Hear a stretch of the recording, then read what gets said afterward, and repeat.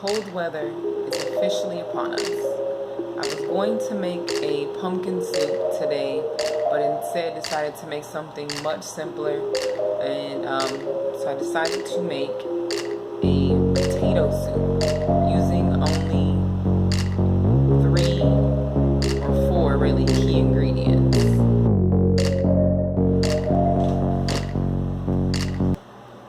So the stars of the show, or the base of the soup, I just roughly chopped some onions, and I'm going to saute that very briefly with some potatoes and some garlic.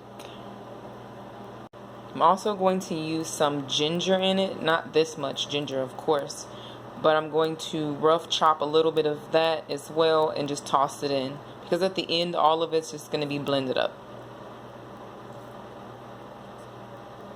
Before it starts cooking, I wanted just to show you the ratio of potatoes to everything else that I used. I used Yukon Gold potatoes because the skin, as you can see, is very thin, and so it won't be too much of like a choking hazard if you just leave it on. You don't have to really peel these potatoes, but you want to make sure that you do have a good amount of your potatoes. These were very small. I want to say I used anywhere between 6 to 8 potatoes. I wasn't really counting, but something like that. And then here on the bottom you can see the onions and a little bit of the garlic. Well, I don't know if you can really see it, but I use a mixture of red onions and the yellow onions. Oh, there's maybe a piece here or there. Yeah, there's a piece there. And so like I said, I kind of just chopped it up and just threw it in. And I just need to go cut off some of the ginger and throw that in. I'm not going to put too much because ginger tends to be kind of spicy if you put too much of it. Here's the pieces of ginger. I just cut a chunk of it off, and I'm going to throw these in. And on the bottom I use grapeseed oil, which is what's going to make this recipe vegan. You can, from what I've researched, if you want to make it non-vegan, you can use butter to saute everything, but I'm just going to use grapeseed oil.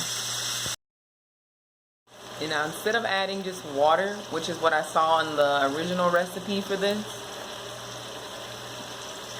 I'm going to use organic vegetable stock, so that can add a little bit more flavor to it, so that I don't have to over season it in the end.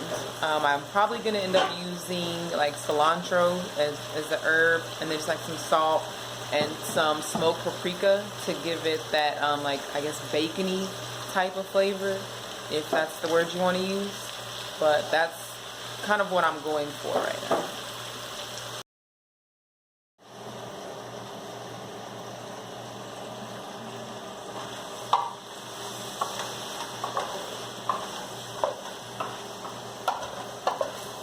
Decided yet if I'm going to let it kind of brown a little bit, or if I'm just gonna put the vegetable stock in.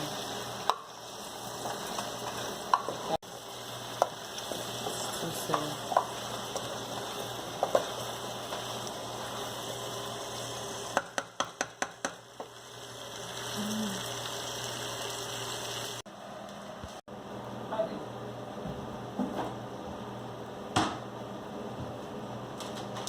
Simple with the least amount of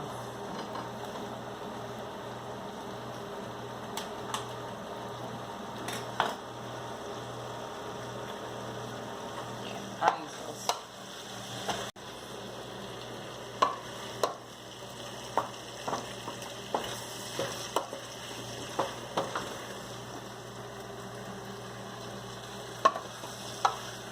I'm not going to use too many herbs or too many spices and ingredients, just to make it as simple as possible.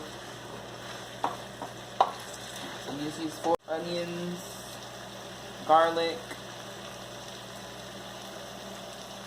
I added ginger, which wasn't in the original recipe that I saw. And I'll only just use the cilantro, and then black pepper, smoked paprika, and then some smoked salt to season, and that's it. Now I'm adding in the vegetable stock.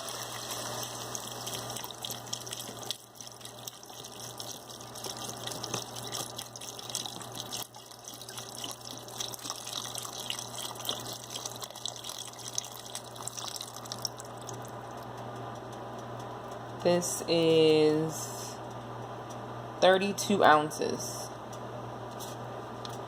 So about 4 cups of vegetable stock that I'm adding in here. From what I've seen, if it does take like suck up some of the water or juices, you can always just add more, because technically if you think about it, you're just making baked potatoes in a sense. So if you whip it up and it can be really thick, and if you want a thinner consistency, you just add more. Not measuring here, but just this is the dried cilantro, the smoked paprika,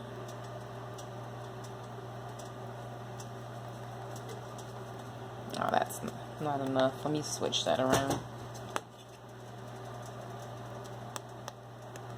There we go.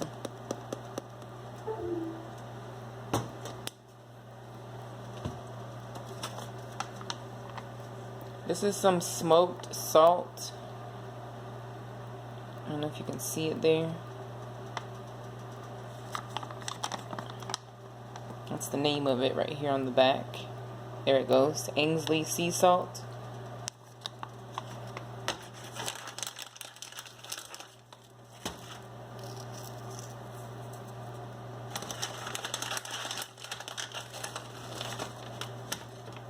I'm not going to put too much in, because typically with your vegetable stocks in the stores, they're going to always have their own salt added into it.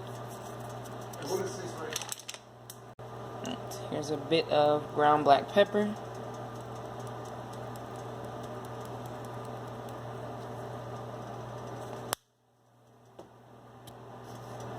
That's about it for the seasonings that I'm adding right now.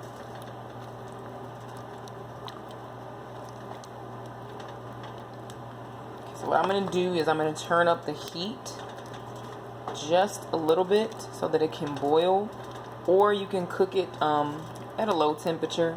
It all depends, but the main thing that you want to do is just make sure that you get the potatoes soft.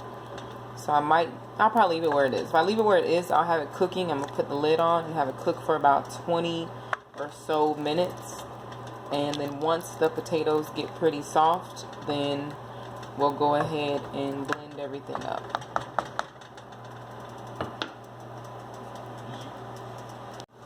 I lost track of time, something which usually happens when I'm in the kitchen, because I started on something else. So this is some pumpkin that came from here, which is going to be baked. But anyway, this is probably super steamy. But this is what it looks like now. I kept it kind of on like a medium.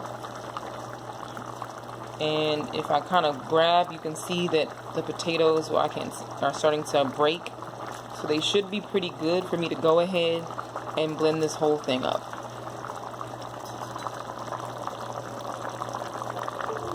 I don't have the luxury at this moment of having an immersion blender, which is where you could just stick it in here and blend it while it's in the pot.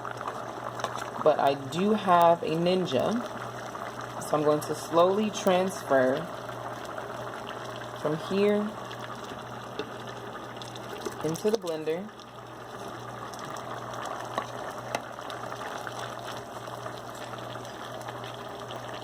Being very cautious, because I don't want to lose any of the juices.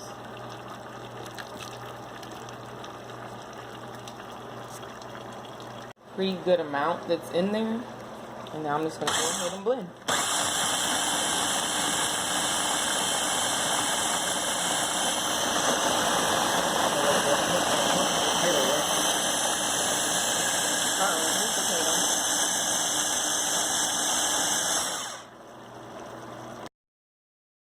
If you can see through the steam, it does have the texture of basically just mashed potatoes. So once I blend everything up, I will add some more liquid to it, so it's more of a creamy texture. And the reason it looks kind of yellowish is because of that smoked paprika. From my view, it looks more orange, but from the camera view, it looks kind of yellow. Better view of how creamy it is. As you can see how I'm pulling this out, it's basically just the consistency of mashed potatoes.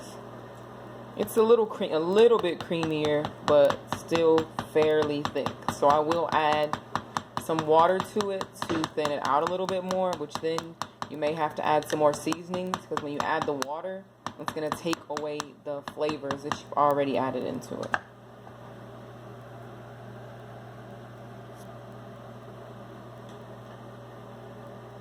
Here's what the consistency of the soup looks like now. I added approximately 3 cups of water to it. Sorry I didn't get to show me adding the water because the little one woke up and is preoccupying my other arm right now. So I'm going to let that bubble up just a bit because the water was a different temperature than everything that was already cooked, was room temperature. So I'm going to bubble it up just a little bit, and then after that it'll be ready to eat.